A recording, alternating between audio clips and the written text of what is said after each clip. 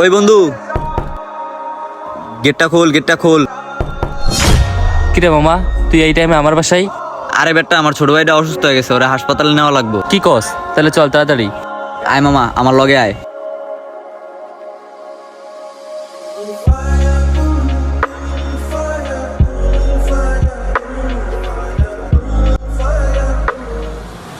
একমাত্র আমার বাসার সামনে এই চেয়ারম্যানে ময়লা রাখছে দেখে আজকে আমার ভাইয়ের ক্যান্সার হইছে।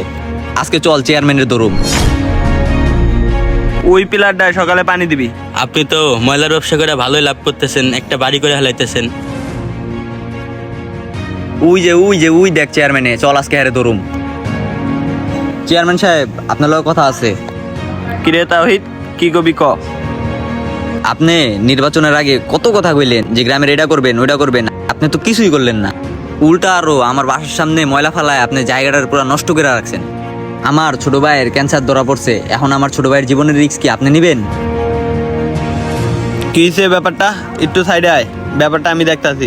আপনি যে ওর বাসার পাশে ময়লার স্তূপ বানাইছেন, এটার কারণে তোর ছোট ভাইয়ের ক্যান্সার হয়ে গেছে, এখন হসপিটালে ভর্তি রয়েছে। ওই জায়গায় আমি ময়লার ব্যবসা করে তো 2-4 টাকা ইনকাম করে খাই। এখন তোর ছোট ভাইয়ের খরচাপাতির বিষয়টা আমি দেখতাছি, আর তুই এটা নিয়ে এলাকায় কোনো কথাবার্তা কইস না। ল, এটা লইয়া তোর ভাইয়ের চিকিৎসাপাতি কর। ঠিক আছে।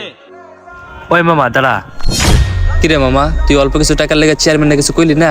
এই সামান্য কিছু টাকা দিয়ে কি তোর ভাইয়ের চিকিৎসাটা হইব? আরে মামা, এই চেয়ারম্যান হইলো একজন দুষ্ট চরিত্রের লোক, এলাকায় এমন অবৈধ ব্যবসা টেপসা করে খায়, খুব প্রভাবশালী। এখন হ্যালোকে আমরা দ্বন্দ্ব করে পারমু? হ্যালোকে আপোষ করে থাকাই ভালো। তারপরও মামা, আজকে তোর ভাই অসুস্থ হয়েছে, 2 দিন পর যে এলাকার অন্য কেউ অসুস্থ হইব না, এটা কোনো গ্যারান্টি আছে? এটার একটা সমাধান বের করা উচিত। চেয়ারম্যানের মতো মানুষের লগে আমগো মতো মানুষের পায়রা ওটা কি সম্ভব? অবশ্যই সম্ভব। এলাকার মানুষ যদি সবাই আমাদের সাপোর্ট দেয়, সব সম্ভব। তাহলে চল দেখি এটা নিয়ে কি করতে পারি।